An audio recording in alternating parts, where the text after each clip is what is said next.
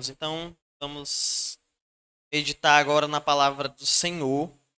Gostaria de começar esse estudo fazendo algumas perguntas. Antes disso, ninguém teve nenhuma experiência sobrenatural de manhã para cá, não, né? Ah, tá certo. Muito bem. Primeira pergunta. O que é que move um carro? O que é que move um carro? Motor, combustível também é importante, né? Sem uma dessas duas coisas, ele não anda muito, não. A não ser que você empurre, né? O que é que move um barco a velas? Vento, muito bem. O que é que move uma bicicleta? A força das suas pernas, né? Agora vamos aprofundar um pouquinho mais essa questão. O que é que move a igreja?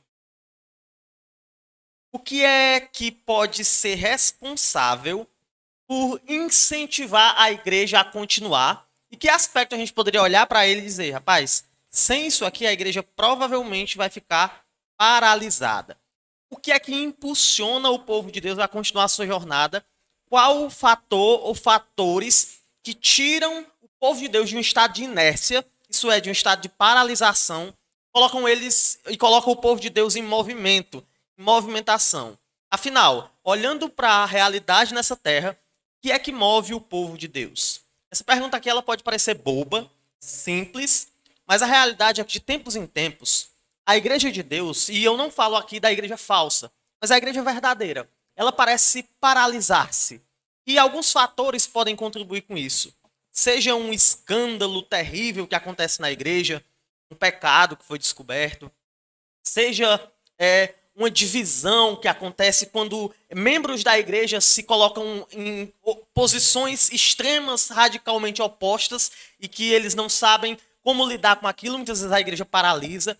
Pode ser a resposta à perda de um líder ou a uma situação adversa. E hoje nós vivemos uma situação que de fato tem paralisado muitas igrejas. A questão desta pandemia. Não somente porque as igrejas fecham, mas porque muitas igrejas não conseguem compreender por que ou como continuar neste âmbito.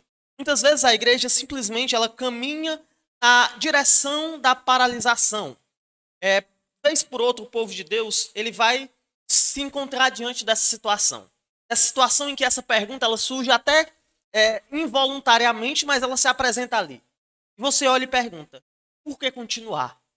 Como prosseguir? O que é que nos move nessa jornada aqui? O que é que move o povo de Deus?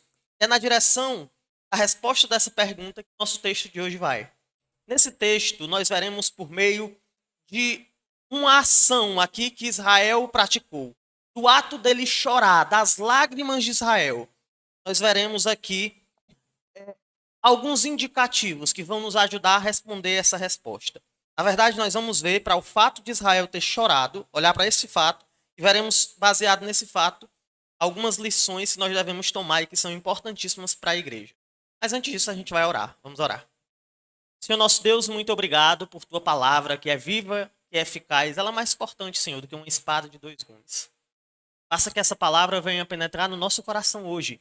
E que qualquer ideia errada, desenvolvida ou filtrada ali no nosso coração, que não esteja de acordo com aquilo que o Senhor designou na tua palavra, qualquer ideia seja arrancada, nós venhamos a ter um contato verdadeiro hoje com o que a tua palavra nos diz. Respeito dos nossos relacionamentos com as bênçãos. É isso que eu te rogo, Pai amado, em nome de Jesus. Irmãos, nós podemos aprender lições em todas as situações da nossa vida. Nas horas alegres, a gente pode aprender lições nos momentos de divertimento. Existe sabedoria ali. Nas épocas felizes, existe também sabedoria à nossa disposição se a gente observar aquela situação cautela. Mas, de fato, talvez os momentos em que mais nós aprendemos são os momentos tristes. Em momentos de tristeza, o nosso coração ele parece ser mais honesto conosco. Nesses momentos, parece que a nossa percepção, algumas vezes, ela se apura. Para algumas pessoas, essa percepção ela se esvai totalmente e a pessoa começa a ver coisas que não existem. Mas para alguns, acaba ali acontecendo um momento de esclarecimento. E a pessoa consegue manifestar, de fato, que é valioso para o seu coração. Sabendo disso, hoje a gente vai tentar aprender com um desses momentos de tristeza. Esse momento de tristeza, no caso, ele pode ser encontrado no versículo 4, capítulo 33 de Êxodo. Diz o seguinte: ouvindo o povo estas más notícias, pôs-se a prantear, e nenhum deles vestiu seus atavios. O povo, aqui nesse contexto, ele caminhava uma terra prometida. E é descrito aqui esse momento de profunda tristeza. Eles choravam intensamente e eles tiraram de si os seus atavios. O que é atavios? Provavelmente seus colares, suas pulseiras, seus brincos. Eles tiraram os seus enfeites para deixar bem claro para qualquer pessoa que olhasse para eles de que eles estavam tristes. Mas por que Israel estava triste? Toda essa tristeza ela se deu em resposta a quê? O que nós vemos no texto é que isso aconteceu em resposta a algo que eles ouviram. Mas que notícia devastadora foi essa? Será que Moisés havia morrido? Não. Será que o Senhor tinha prometido que Israel seria derrotado? Não. Será que o Senhor disse que o povo não entraria mais na Terra Santa? Também não. O que foi que aconteceu então? Para respondermos essa pergunta, nós devemos ler os versículos anteriores, os versículos de 1 a 3, que dizem o seguinte: disse o Senhor a Moisés: vai, sobe daqui, tu e o povo que tiraste da terra do Egito, da terra a respeito da qual jurei a Abraão, a Isaque e a Jacó, dizendo: a tua descendência a darei. Enviarei o anjo adiante de ti. Lançarei fora os cananeus, os amorreus, os heteus, os ferezeus, os heveus e os jebuseus. Sobe para uma terra que mana leite e mel. Eu não subirei no meio de ti, porque és povo de dura cerviz, para que não te consuma no... Irmãos, foi essa notícia terrível que deixou Israel desolado. Eles teriam tudo, menos a presença de Deus. Mas esse texto, por trás desse drama, por trás do sofrimento e da tristeza que aqui estão tão evidentes, ele apresenta aqui uma profunda reflexão a respeito de verdades fundamentais para o povo de Deus. Ou seja, o fato de Israel estar chorando no versículo 4 nos indica que eles tiveram uma percepção, que eles compreenderam algo que muitas vezes nós mesmos não compreendemos. Por isto, neste texto nós vamos ver pelo menos 4 lições que nós podemos aprender pelo fato de Israel estar chorando aqui, pelo fato das lágrimas de Israel estarem sendo derramadas. Tendo isso em vista, olhando para estes versículos, nós tentaremos extrair 4 lições aqui. E a primeira dessas lições, ela está no versículo de número 1 e no versículo de número 2, na parte A.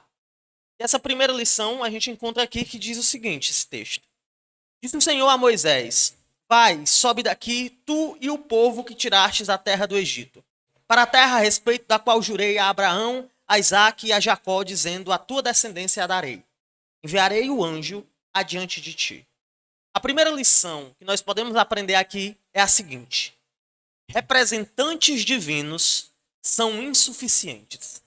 Quando nós perguntamos o que move a igreja, nós devemos entender que representantes divinos são insuficientes. Primeira lição: representantes divinos são insuficientes.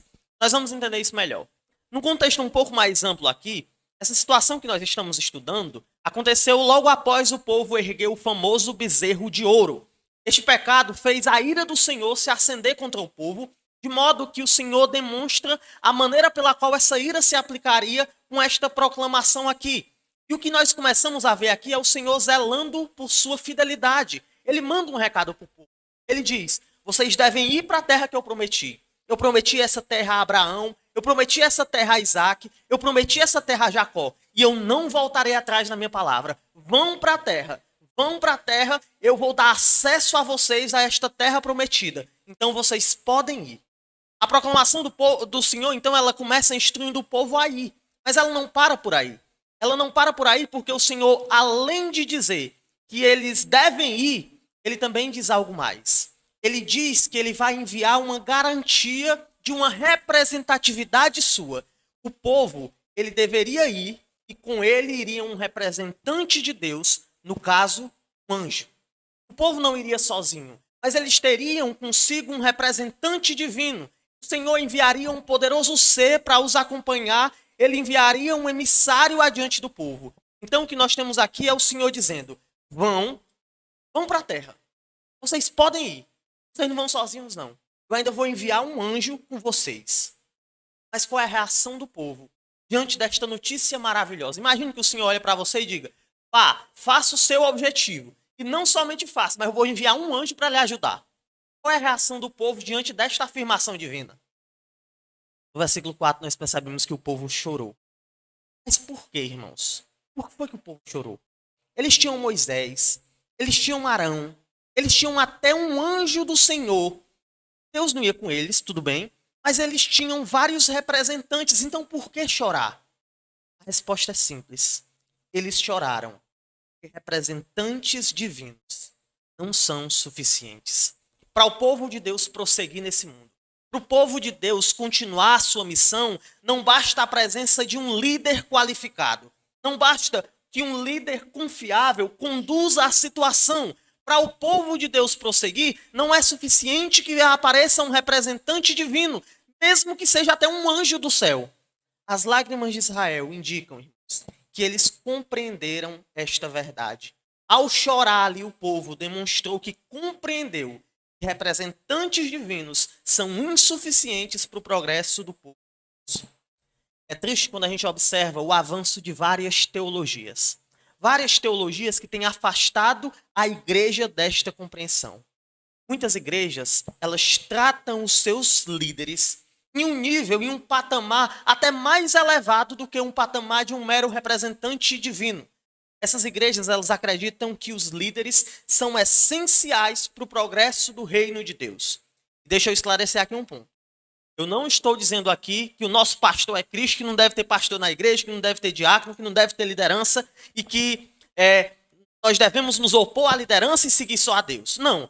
Deus, na sua sabedoria, ele instituiu líderes para a igreja. Ele colocou líderes na igreja, ele deu a alguns o dom do pastorado, ele deu a alguns o dom do diaconato, ele organizou uma liderança para a igreja. Então eu não estou aqui me opondo à liderança da igreja, a existirem líderes na igreja, porque isso é algo que Deus instituiu. O problema é que muitas pessoas têm tratado de maneira errada a liderança.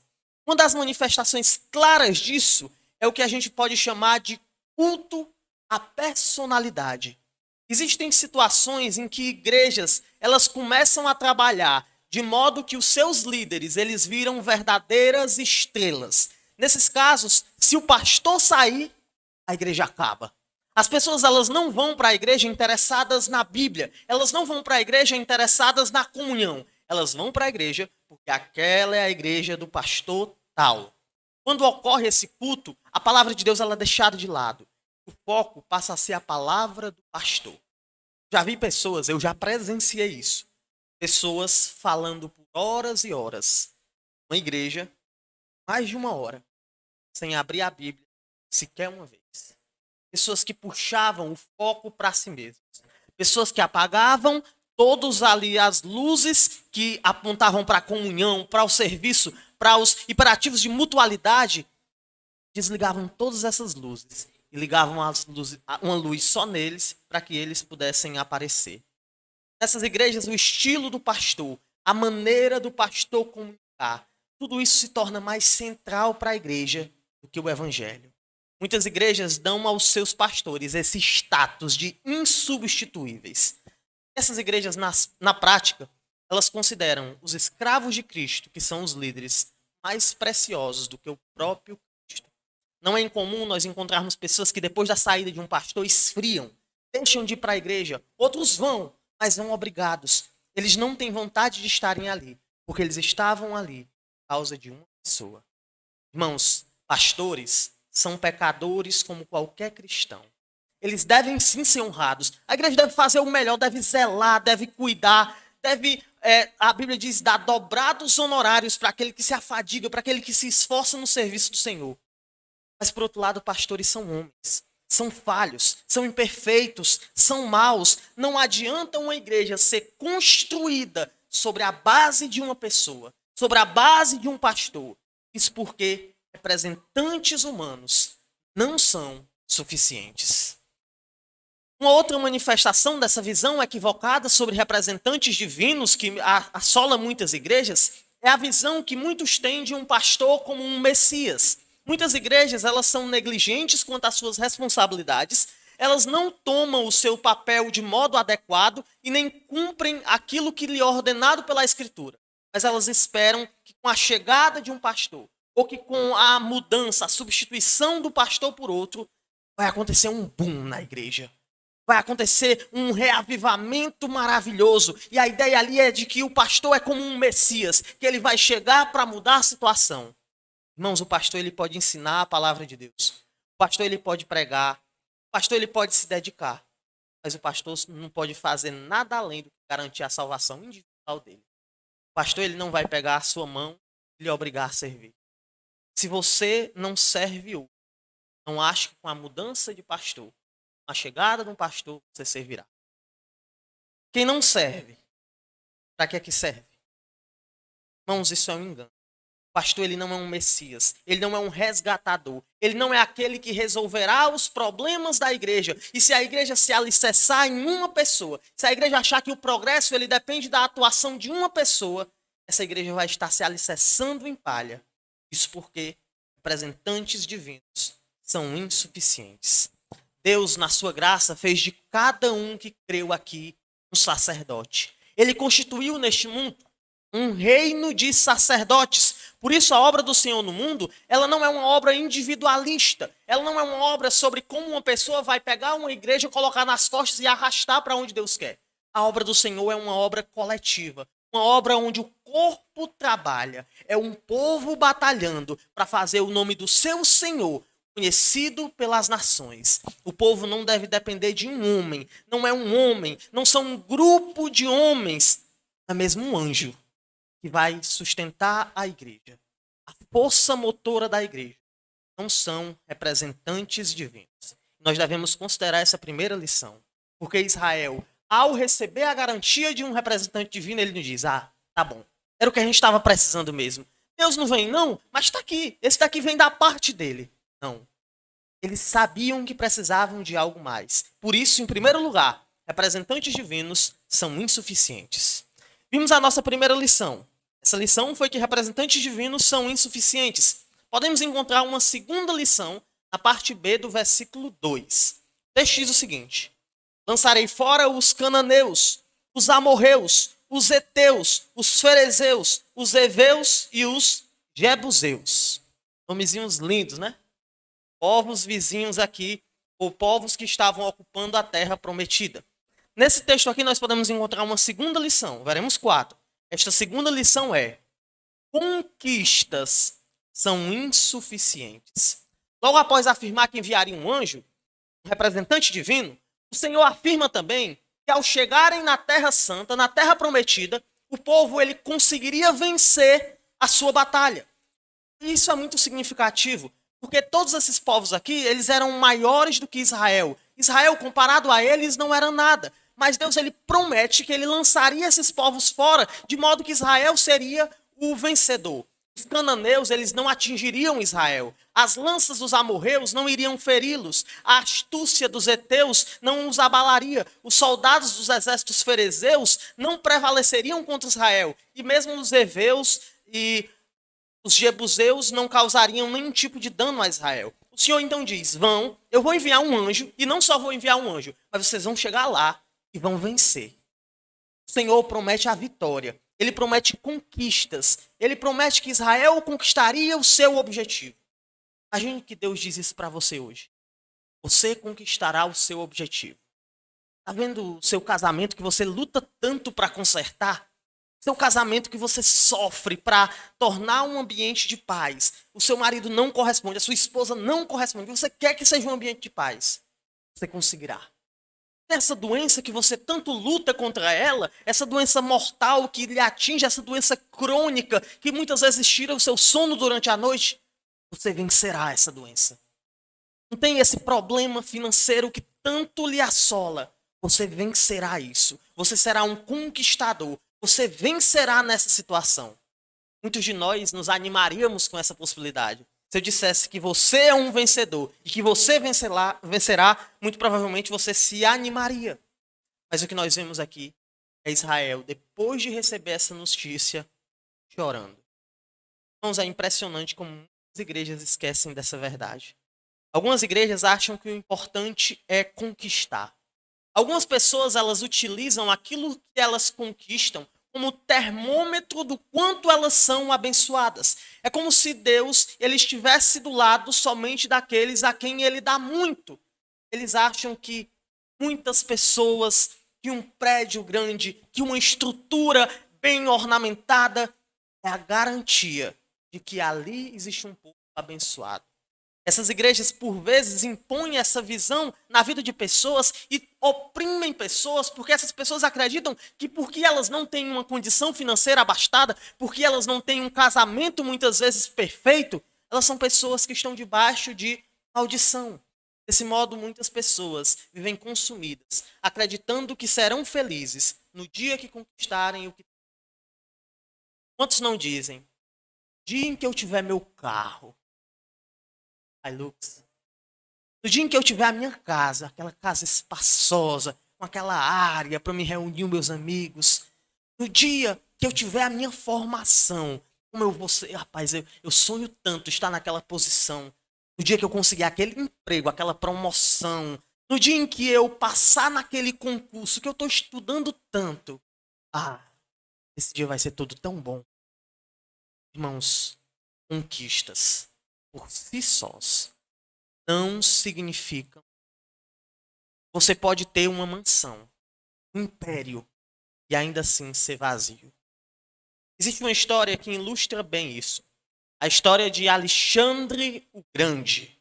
Esse nome ele está gravado na história como um dos grandes homens do mundo. Alexandre ele nasceu em 356 a.C. em um mundo dominado pelo Império Persa. Ele era grego e filho de um poderoso rei chamado Filipe da Macedônia. Quando criança, ele foi instruído por um cara bem fraquinho, só Aristóteles. E assim ele adquiriu um grande conhecimento do mundo. Mas não somente Aristóteles instruiu ele, como também o seu pai. O seu pai também foi professor. E ele introduziu Alexandre na arte da guerra. Ele então começou, depois da morte do seu pai, a guerrear, a adotar para si campanhas militares. E o objetivo de Alexandre era um só. Ele queria conquistar o mundo. A campanha militar de Alexandre, no início, parecia uma tentativa de suicídio. Mas depois, ele acabou mostrando para o mundo o poder da Grécia. Muitas foram as vitórias dele. Muitos foram as batalhas. Uma batalha mais espetacular do que a outra. Isso durou até o ano de 331 a.C. E nesse ano, ele enfrentou o seu mais glorioso rival, Dário III, o rei da Pérsia. Aquele homem que o impedia de dominar o mundo conhecido. Alexandre batalhou com Dário, sabe o que aconteceu?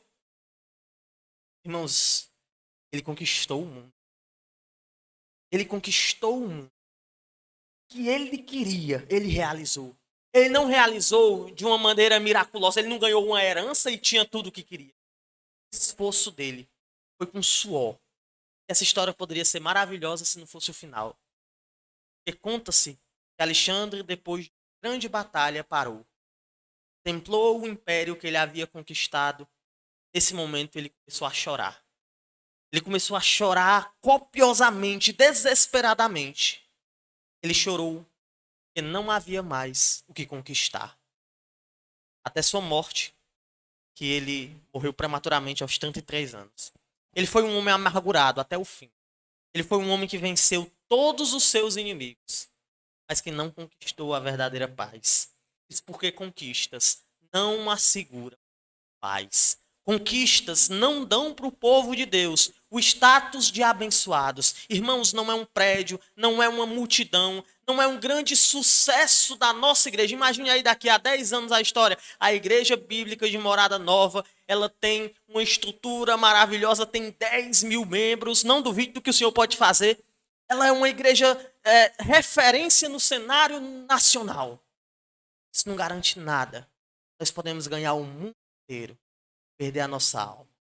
Por essa razão, Israel, mesmo em face da promessa da conquista, chorou. Eles não queriam vencer. Eles não queriam um anjo. Eles queriam algo mais. Essa, então, é a segunda lição que nós podemos aprender aqui. Em primeiro lugar, vimos que representantes divinos são insuficientes. Vimos agora que conquistas são insuficientes também. Vamos agora para a nossa terceira lição. A nossa terceira lição está na parte A, versículo de número 3. Ali nós lemos o seguinte: sobe para uma terra que mana leite e mel. A terceira lição que nós podemos aprender baseados nesse texto é que prosperidade é insuficiente. Representantes divinos, conquistas e agora prosperidades são elementos insuficientes. Entendendo melhor, leite e mel aqui neste texto são uma representação da fartura que aquele povo encontraria na sua nova habitação. As colheitas de Israel seriam fartas, o povo não sofreria por fome, o que eles plantassem cresceria e o povo viveria tranquilamente com fartura. A terra seria fértil, pois essa era a terra prometida. Além disso, os animais eles teriam pasto e o rebanho de Israel cresceria forte. O que o Senhor promete a Israel aqui é prosperidade. Ainda diante dessa promessa, ainda diante da certeza de que não somente um anjo ia com eles, não somente eles conquistariam a terra, como também eles teriam prósperos ali naquela terra, o que é que o povo faz no versículo 4? Eles lamentam, eles choram, eles sabiam, prosperidade é insuficiente. Essa noção, irmãos, da prosperidade na vida do cristão, ela é importantíssima. Infelizmente, pessoas elas têm ido para extremos opostos e igualmente errados em relação a esse assunto. Muitas pessoas acham que é pecado ser rico.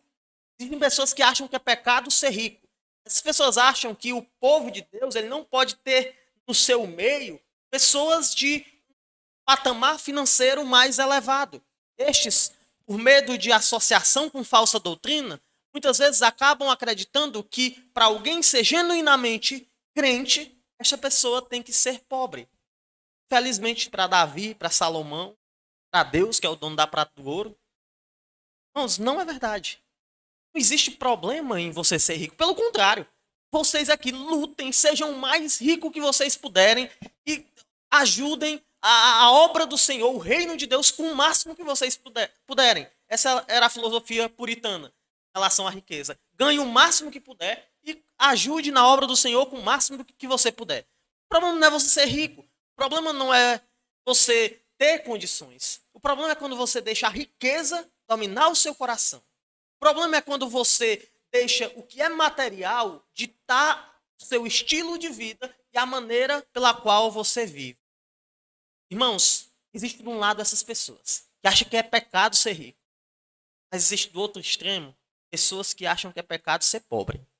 Existem pessoas que associam automaticamente a pobreza a um estado de maldição. Essas pessoas, em geral, atribuem ao dízimo o poder de libertar as pessoas, de livrar as pessoas do estado de maldição. Eles leem em Malaquias 8, que diz assim: roubará o homem a Deus? Todavia, vós me roubais e dizeis: em que te roubamos? Nos dízimos e nas ofertas. Com maldição sois amaldiçoados, porque a mim me roubais, vós, a nação toda, trazeis todos os dízimos à casa do tesouro, para que haja mantimento na minha casa, e provai-me nisso, diz o Senhor dos Exércitos. Se não vos abrirá as janelas do céu, e se não derramará sobre vós bênção sem medida, por vossa causa repreenderei o devorador, para que não vos consuma o fruto da terra, a vossa virgem no campo não será estéril, diz o Senhor dos Exércitos. As pessoas leem esse texto e dizem, se você der o seu dízimo não, o trízimo, se você der 50%, se você der tudo é melhor ainda. Se você der isso, você vai ser abençoado num nível que você não consegue nem imaginar. Aí eles puxam uma ideia aí, tem um dono da Colgate, eu já ouvi a história várias vezes, ele dá 90%, e a riqueza que ele não tem, e aí vem o demônio devorador para a sua vida, que na verdade é um gafanhoto, né? O contexto aqui, só tem medo que só desse gafanhoto. Diz que ele vai chegar na vida da pessoa e vai destruir. Então a ideia é, se você der o dízimo, Deus vai repreender o mal na sua vida. Esse é o outro extremo. As pessoas acreditar que é pecado ser pobre. E todos os pobres estão sob maldição. Que você tem a todo custo se livrar dessa situação. você deve então ser próximo. Muitos enganados com isso, muitos enganados por esses dizeres dos falsos mestres, eles se entregam a estas fantasias e acabam colocando dinheiro essencial. Infelizmente, nós vivemos em dias, irmãos, que é assim. A bênção na vida das pessoas, a prosperidade, o crescimento, o avanço pessoal é a vara de medir muitas pessoas.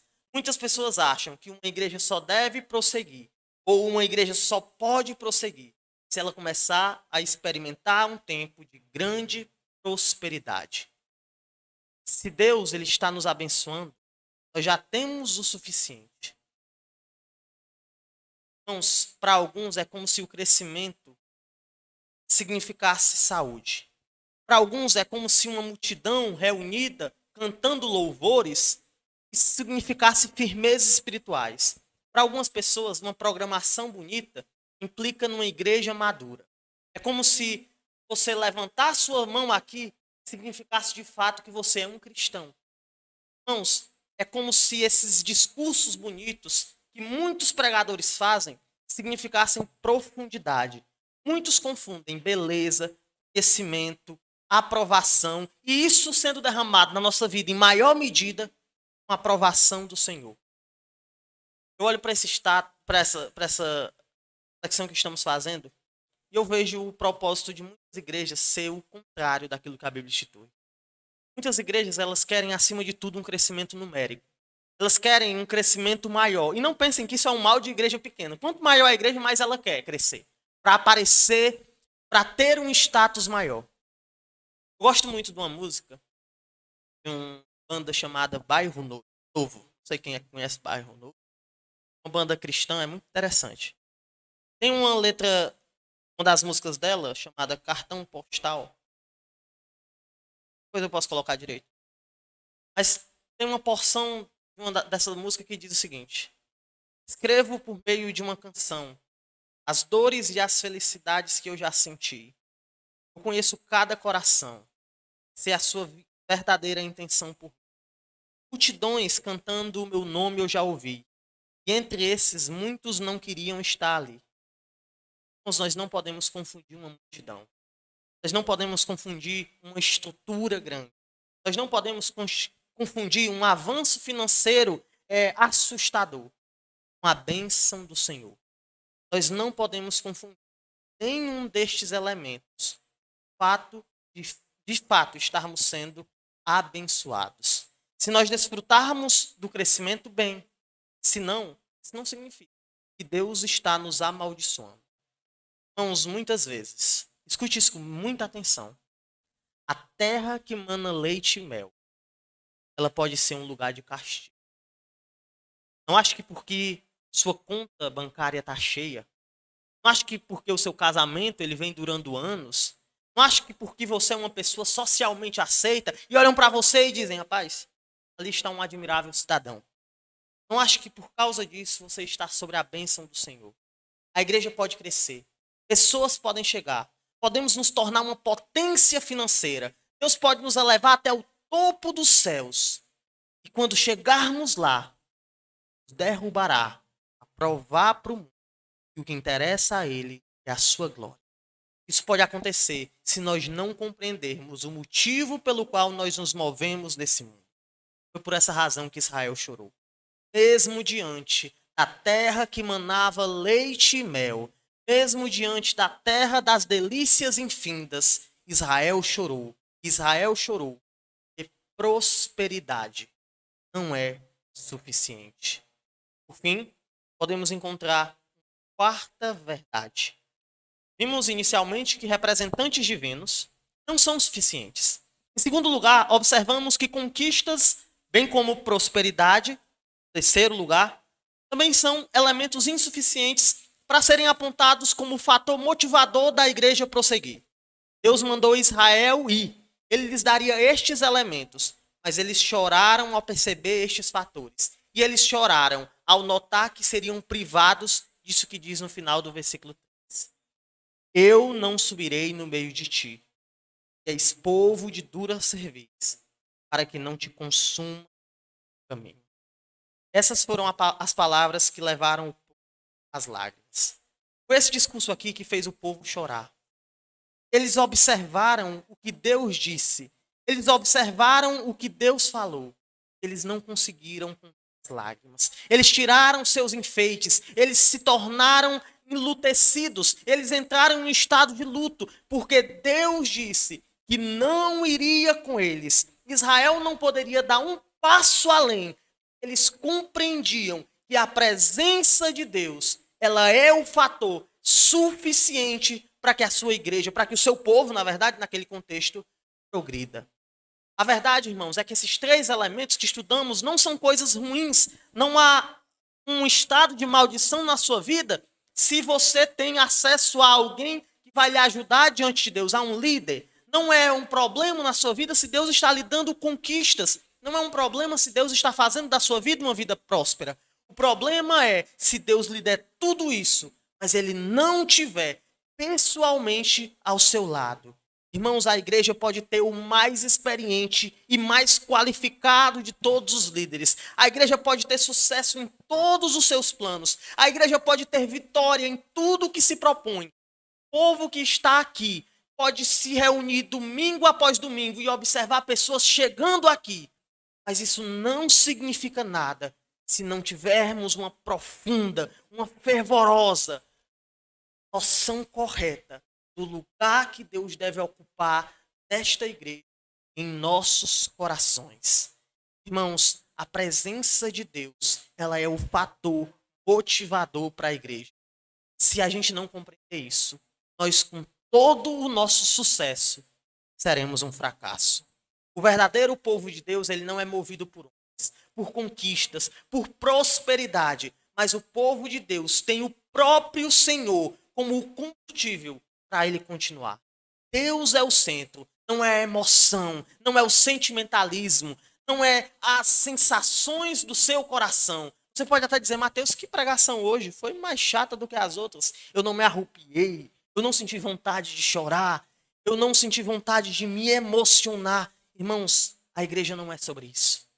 A igreja não é sobre a bênção. A igreja não é sobre como eu me sinto. A igreja é sobre como o meu Deus é glorificado. Isso é um encorajamento tremendo. Porque vocês são uma igreja pequena. Nós aqui somos uma igreja pequena. Em determinados momentos o desânimo chega. Parece que as coisas não andam. Porque tanto tempo tem sido feito o trabalho aqui, porque há tanto tempo trabalhamos e não crescemos na proporção de muitas igrejas que começaram antes de nós. Irmãos, isso não significa nada. Nós não estamos aqui para crescer. Não estamos aqui para sermos reconhecidos, para sermos amados, para sermos benquistos. Nós estamos aqui para sermos fiéis e para considerarmos a presença desse Deus que está conosco. Porque se Ele estiver aqui, este povo já faz parte da maior igreja do mundo. Lá no céu vai ter uma placa. Ó, aqui é a igreja bíblica do Preá. Lá no céu não vai ter uma placa. Ó, aqui é a igreja batista de Fortaleza. Lá no céu não vai ter uma placa. Não, aqui é só de Morada Nova. Lá no céu o povo estará reunido. Se você tem a presença de Deus como centro, se essa igreja tem a presença de Deus como centro, vai estar lá. Nós seremos parte da maior igreja que já se viu no universo. Cantaremos no lindo coral, viveremos aventuras incríveis na cidade celeste. O povo de Deus tem Deus como seu centro. E se Deus não for o centro dessa igreja, que vistamos nossas roupas de luto e comecemos todos a chorar pedindo, Senhor, esteja conosco. Ou Deus é tudo para nós, ou nós não somos nada. Encoraje o seu coração com essa verdade. O serviço, ele não acaba. A obra não se encerrou. As cortinas, elas não se fecharam. Existe um Deus que está do nosso lado. Por mais que o progresso e o sucesso não venha de acordo com os nossos padrões, se temos Ele como centro, se Ele está do nosso lado, estamos fazendo parte da maior obra do mundo, que é o seu plano redentivo para restaurar consigo mesmo todas as coisas. Nós abandonemos esses bezerros de ouro muitas vezes se tornam as bênçãos. Que deixemos os ídolos humanos e que olhemos para o pastor, o bom pastor, deu a sua vida pelas ovelhas. Com isso em mente, o desafio é: prossiga, arregace as mangas, jogue fora o comodismo, tome sua espada, auxilie nessa grande luta que nós temos pela frente, porque o povo de Deus ele não pode parar. As bênçãos podem não vir, a prosperidade pode não vir, pode até ser que representantes divinos faltem da maneira como desejávamos, mas Deus não faltará, e é só dele que precisamos para continuar. O que nos move é a presença do nosso Deus ao nosso lado. Gostaria de fazer uma pergunta para os irmãos. A pergunta é: o que é que move um carro? O que é que move um carro? Motor, gasolina. O que é que move um barco a velas? O que é que move uma bicicleta? Os pezinhos. Por fim, uma pergunta um pouco mais profunda. O que é que move o povo de Deus? É a presença de Deus. Que essa verdade não desapareça da nossa mente das lutas chegarem. É a presença de Deus. Amém? Senhor nosso Deus, muito obrigado por tua presença maravilhosa. Muito obrigado porque temos acesso a esta presença. Muito obrigado porque se pastores faltarem. Muito obrigado porque se bênçãos faltarem, se não conseguimos conquistar aquilo que estabelecemos como objetivo neste mundo, ou mesmo se a prosperidade não vier bater na nossa porta. Muito obrigado porque não precisamos ficar inertes, não precisamos ficar parados, não precisamos assumir uma posição de paralisação triste, mas podemos continuar prosseguindo. Porque o que nos move não são as bênçãos, o que nos move não são pessoas, o que nos move não são circunstâncias. O que nos move, Pai, é a tua presença, a tua poderosa presença, nos conduz para onde o Senhor quer que a gente vá. Obrigado por tudo que o Senhor tem feito. Muito obrigado por esses dias em que nós refletimos nessas verdades. Abençoe também o momento da quarta, segundo a tua vontade. Seja conosco, Pai, é o que nós te rogamos. Em nome de Jesus Cristo. Amém.